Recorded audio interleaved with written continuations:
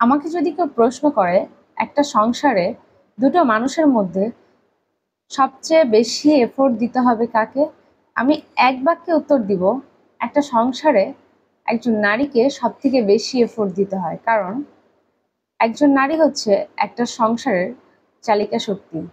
কারণ আমি মনে করি একটা সংসার একটা নারী যদি গুছিয়ে না রাখতে পারে, সে যদি তার সংসারের সবাইকে ভালোবাসা দিয়ে না রাখতে পারে, তাহলে একদিকে তার হাজবেন্ড যেমন অন্যমনস্ক হয়ে যায়, সন্তানরা দিকবেদিক হয়ে যায়।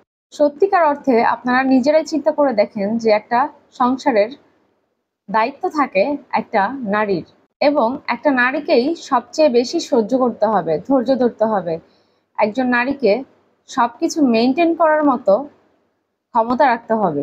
দেখুন, একজন নারী যদি একটা সংসার থেকে চলে যায়, আরো 10 জন নারী অপেক্ষা করে ওই পুরুষের সংসারে প্রবেশ করার জন্য।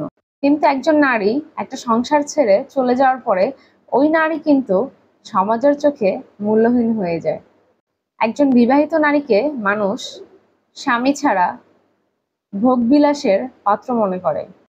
আমাদের সমাজের প্রেক্ষাপটে যা ঘটে আসছে, যা দেখে আসছি, আপনারাও দেখছেন যে বিবাহিত নারীদের মনে করে দামি, আর যদি ডিভোর্স হয়ে যায় তাহলে সে যদি কোনো বাচ্চার মাও হয় কিংবা আরেকটা বিয়েও হয়, কিন্তু ওখানে কিন্তু তার আগের মতো কিংবা ওইরকম কোনো সম্মান থাকে না। কিন্তু একজন পুরুষ যদি বিবাহিত হয় কিংবা তার ডিভোর্স হয়ে যায়, সে যদি আবার বিয়ে করতে যায়, দেখবেন ওখানে কিন্তু নারীর মতো ওই পুরুষটার কোনো স্ট্রাগল করতে হচ্ছে না। কারণ ওই যে সে একজন পুরুষ মানুষ, তার জন্য অনেক নারীরাই বসে আছে তাকে বিয়ে করার জন্য। কারণ সে একজন এস্টাবলিশড একটা পুরুষ মানুষ।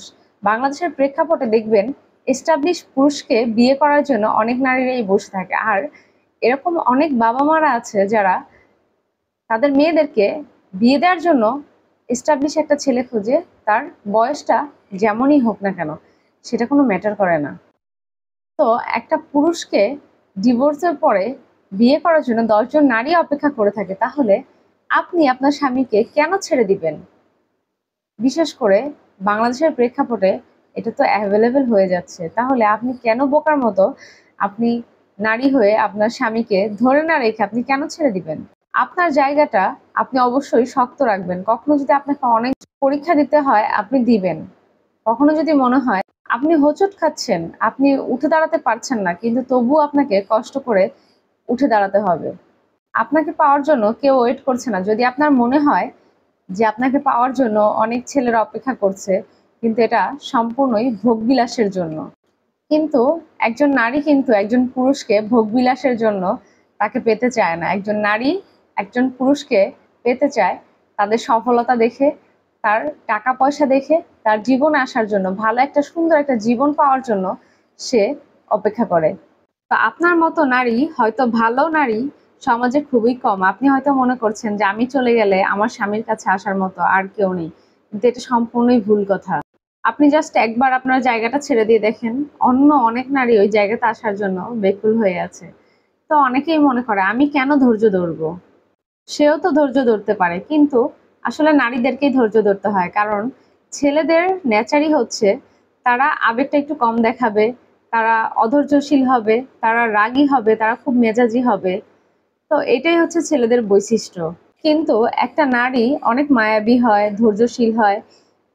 একটা নারীর ধৈর্য যদি না হতো, তাহলে সে মাতৃত্বের মতো একটা এত বড় পেইন কিন্তু সে সহ্য করে বেঁচে থাকতে পারতো না। এই সহ্য করার ক্ষমতাটা দিয়েই কিন্তু আল্লাহ পাক নারীকে এইভাবেই সৃষ্টি করেছে। এই ধৈর্যশীলতার জন্যই নারীকে আল্লাহ পাক এইভাবেই সৃষ্টি করেছেন যে নারীকেই ধৈর্য ধরতে হবে। নারী হচ্ছে ঘরের সৌন্দর্য, আর সেই নারী যখন একটা ঘরের জন্য বিস্ফোরণ হয়ে যায়, একটা নারী হচ্ছে ঘরের সৌন্দর্য, কিন্তু ওই নারী যদি ঘরের সৌন্দর্যটা নিজে ধরে না রাখতে পারে, ঘরে অশান্তি সৃষ্টি করে, তাহলে দেখবেন একটা পুরুষ কিন্তু সেই ঘরে আসতে চায় না। সেই পুরুষটা দেখবেন সে নারীকে অ্যাভয়েড করে ঘরে আসতে চাচ্ছে না। বাইরে কাজ না থাকলেও সে বন্ধুদের সাথে আড্ডা দিচ্ছে, বা কাজে সে ঢিলে ঢিলে করে কাজ করে যতক্ষণ সম্ভব বাইরে থাকার চেষ্টা করছে। যে পুরুষ দেখবেন বাসায় যাওয়ার প্রতি অনীহা, বাসায় যাওয়ার প্রতি বিরক্ত, তার একমাত্র কারণই হচ্ছে তার স্ত্রী। সে তার স্ত্রীর কাছ থেকে যে জিনিসটা আশা করে সে জিনিসটা পায় না। কিন্তু এর প্রতিফল কি হয়? উনি হয়তো ওনার স্ত্রীকে ফেলে দিতে পারছেন না, কিংবা তার সন্তানের জন্ম দিয়েছেন তার স্ত্রী, তার সন্তানের মা, সেই ক্ষেত্রে সে তাকে ফেলে দিতে পারছে না। মানে সবকিছু মিলিয়ে সে ডিভোর্সের পথেও যেতে পারছে না, সে তাকে ডিভোর্সও দিতে পারছে না। কিন্তু ঘরে যেহেতু সুখ নেই, সে কিন্তু বাহিরের সুখ খোঁজার চেষ্টা করবে। সেটা যে কোনো ধরনের সুখ হতে পারে, সেটা হোক বন্ধুদের সাথে আড্ডা দেওয়া, কাজের ফাঁকে কাজের মধ্যে সুখ খুঁজে নেয়, কিংবা এক্সট্রা তার কোনো অ্যাফেয়ারও থাকতে পারে।